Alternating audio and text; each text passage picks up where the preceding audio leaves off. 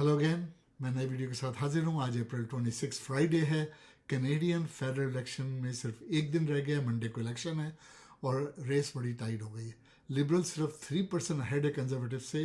Results में change, जो आपकी हमारी एक्सपेक्टेशन है, मैं अब तक मेंटेन कर रहा हूँ अपनी प्रोजेक्शन के 100% लिबरल गवर्नमेंट आएगी, मेजॉरिटी में आएगी। कितनी सीटें मिलेंगी इसका मैं प्रोजेक्शन दूंगा आपको, और कौन कौन सी पार्टी लूज़ करेगी सीटें उस पर भी हम बात करेंगे। दूसरी जानिब हमारे पोप फ्रांसिस का फ्यूनरल हुआ। 250,000 ने शिरकत की, ओपन ग्राउंड्स में हुआ। ट्रंप साहब भी गए, बाइडन साहब भी गए, जेलेंस्की साहब भी वहाँ थे, प्रिंस विलियम भी था और बहुत सारे लोग थे ऑब्वियसली।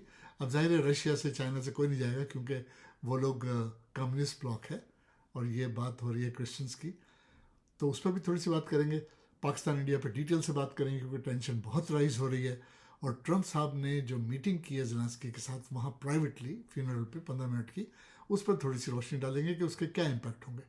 मोदी साहब ने हमेशा हिंदी में तकरीर करते थे, पहली दफ़ा उन्होंने बिहार में अंग्रेज़ी में बोला है। मुझे उनकी अंग्रेज़ी पूरी तरह समझ में नहीं आई, लेकिन वो कुछ नेट टू अर्थ वर्थ की बात कर रहे थे, यानी संगीन तरीन सज़ा देने की बात कर रहे हैं। और इंडिया वाटर बॉम्ब को हथियार के तौर पे यूज़ कर रहा है, यानी पानी को रोक के और पानी बढ़ा के वगैरह वगैरह।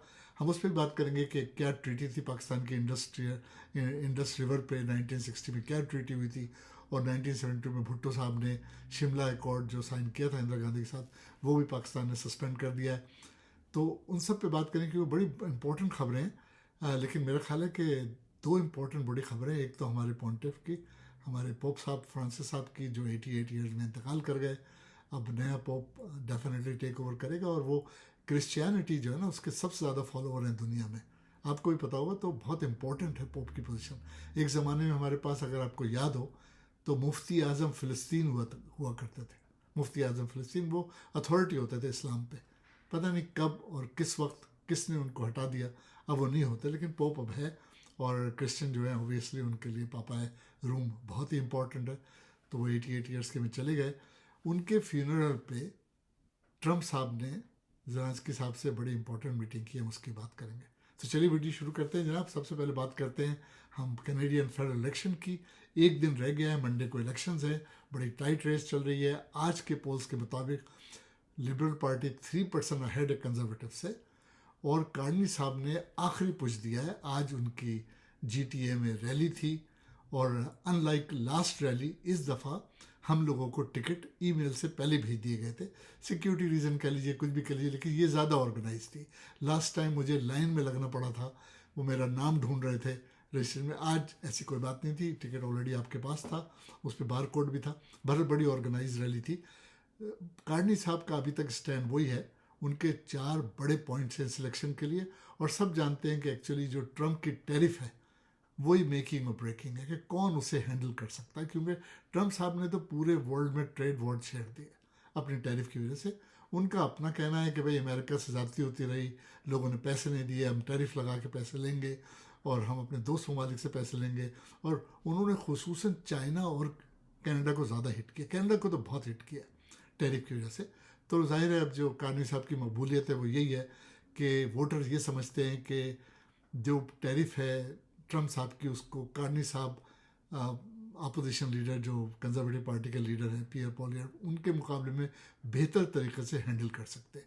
लेकिन अपोजिशन ने एक बड़ा पॉइंट उठाया है कि प्री इलेक्शन जो ट्रंप साहब से फ़ोन पे बात हुई थी कार्नी साहब की, कार्नी साहब ने सही बात नहीं बताई। अब ये तो अल्लाह ही जानता है कि वो क्या एक्सपेक्टेशन थी और क्या बात हुई थी। कार्नी साहब ने डिटेल नहीं बताई, लेकिन वो स्ट्रॉन्ग जा रहे हैं। यकीनन लिबरल की गवर्नमेंट आएगी फेडरल में, और मेजॉरिटी में आएगी। 3% अहेड है, उसका इम्पैक्ट होगा। लास्ट टाइम जो गवर्नमेंट थी, अगर आपको याद हो कि ट्रूडो साहब, हमारे जस्टिन ट्रूडो साहब को सीटें शॉर्ट हो गई थी मेजॉरिटी के लिए। उनके 160 सीट्स थी, 170 होनी चाहिए। तो 10 सीटों के लिए वो या तो पार्टी की व्याकोवा के पास जाते, और या NDP के पास जाते, क्योंकि कंजर्वेटिव के साथ तो गवर्नमेंट फॉर्म हो नहीं सकती थी। उन्होंने NDP को चूज़ किया था, NDP ने उनके साथ मिलकर गवर्नमेंट बनाई थी।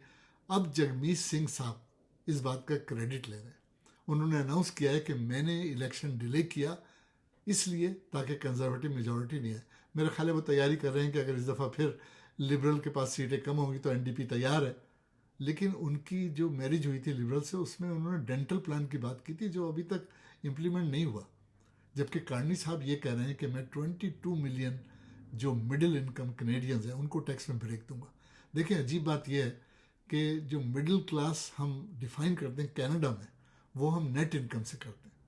और मैंने देखिए एक बड़ा अच्छा आर्टिकल लिखा था जस्टिन ट्रूडो के लिए, और वो आप चाहें तो पढ़ सकते हैं। 8 पेज का आर्टिकल है, उसका उन्वान था कि Canada needs lot of fixing. उसमें मैंने रेवेन्यू कैनेडा को भी टच किया था कि भाई एक होती है आपकी ग्रोस इनकम, एक होती है नेट इनकम। अब अगर जो बिजनेसमैन है अगर उसकी 200,000 ग्रोस इनकम है तो नेट इनकम आप देखेंगे कि उसकी 50,000 होगी, तो वो भी फिर मिडिल क्लास में आ गया। तो ये सिस्टम ही गलत है। अगर आपको याद हो तो एक हमारे प्राइम मिनिस्टर थे जो क्लार्क, जिनको जस्टिन ट्रूडो के फादर ने 6 महीने में फारिग कर दिया था। उन्होंने ये कहा था कि भाई इनकम टैक्स के बजाय 40-50 पेजेस भरे बिजनेसमैन, एक पोस्ट कार्ड के बराबर इनकम टैक्स होगा और आप 10% ग्रोस इनकम कर दे दीजिए। I think it was a fantastic plan. तो कार्नी साहब से जब मेरी मुलाकात होगी तो मैं उनसे ज़रूर कहूँगा कि मिडिल क्लास कनेडियन जो आप टैक्स ब्रेक दे रहे हैं उनको डिफाइन प्रॉपरली कीजिए, नेट इनकम पे नहीं जाइए, क्योंकि हर बिजनेसमैन कहीं ना कहीं से अपने एक्सपेंसेस क्लेम करता है जो कभी कभी सही होते हैं और कभी सही नहीं भी होते। बहरहाल 22 million is a large number. 35 million में से 22 मिलियन अगर मिडिल क्लास इनकम है कनाडा में, तो कनाडा तो बहुत मालदार मुल्क नहीं हुआ, जो मैं समझता हूँ फैक्ट्स नहीं है। बहरहाल ये एक अलग बहस है। उन्होंने डेंटल प्लान भी इम्प्रूव करने की बात की है। उन्होंने कहा हम कनाडा को स्ट्रॉन्ग बनाएंगे। उन्होंने कहा 500,000 हाउसेस हर साल बिल्ड करेंगे जिससे हाउसिंग क्राइसिस ख़त्म हो जाएंगे। I don't think so Carney साहब, लेकिन उस पर बात करें कि मेरी फील्ड है, मुझे प्रॉब्ली आपके मुकाबले में ज़रा ज़्यादा हाउसिंग का पता है। लेकिन बहरहाल उनका प्लान अच्छा है और वोटर इसी पर बैलेट बॉक्स पे वोट देंगे। जो पियर पोलेट साहब हैं उन्होंने भी बात की है मिडिल क्लास को ब्रेक देने की, वो भी हाउसिंग की बात कर रहे हैं, वो भी टैरिफ पे कह रहे हैं मैं ये ऐसे मुकाबला करूँगा वैसे करूँगा। लेकिन अनफॉर्चुनेटली जो वोटर्स हैं उन्होंने कार्नी साहब का चूरन खरीदा है और उनको मेजॉरिटी गवर्नमेंट दिलाएंगे डेफिनेटली। मेरी प्रोजेक्शन ये है कि अनलाइक लास्ट टाइम लिबरल को 160 के बजाय मेरे हिसाब से 180 के करीब 175-180 सीट्स मिलेंगी। और कंजर्वेटिव जो है लास्ट टाइम उनकी 120 सीटें थी, वो भी इम्प्रूव करेंगे। मेरे प्रोजेक्शन के मुताबिक उनको 4-5 सीटें एक्स्ट्रा मिलेंगी, जबकि एनडीपी लूज़ करेगी और क्यूबेक लूज़ करेगी सीटें।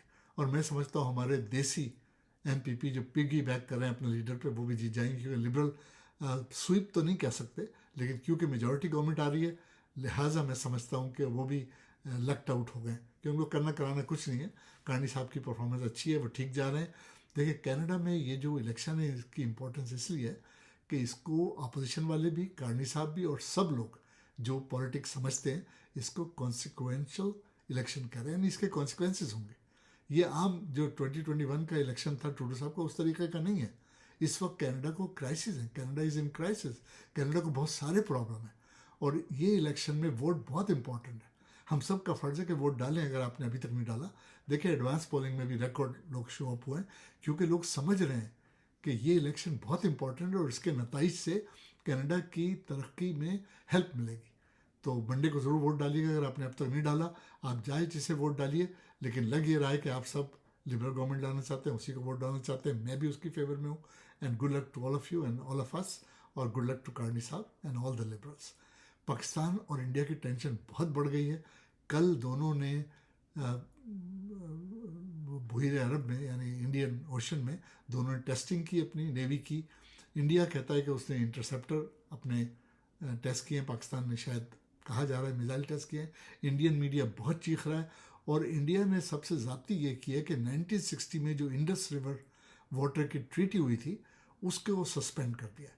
यानी अब इंडिया ये कह रहा है कि हम, बल्कि शायद उन्होंने मोड़ दिया पानी का रुख, जिसकी वजह से पाकिस्तान में 80% कल्टिवेशन जो होती है वो पानी जो इंडिया के थ्रू आता है उससे होती है। तो ये तो पाकिस्तान में डिज़ास्टर आ जाएगा अगर पानी बंद हो गया। अब देखिए ऐसे मौके पे मुझे दो लोग याद आ रहे हैं, एक तो इमरान खान और एक जो साकिब निसार थे सुप्रीम कोर्ट के चीफ जस्टिस, जिन्होंने ये कहा था कि डैम बड़े बनाने इंपॉर्टेंट है, पाकिस्तान को पानी स्टोर करना चाहिए। बल्कि साकिब निसार ने तो मलिक रियाज पे 1000 अरब रुपए का फ़ाइन किया था और कहा था कि इस पैसे से डैम बनेंगे। पाकिस्तान ने कभी भी तवज्जो नहीं दी डैम बनाने पे। अयूब खान के ज़माने में डैम बने थे, वही उसी को खींचे जा रहे हैं और ये बड़ा इंपॉर्टेंट है।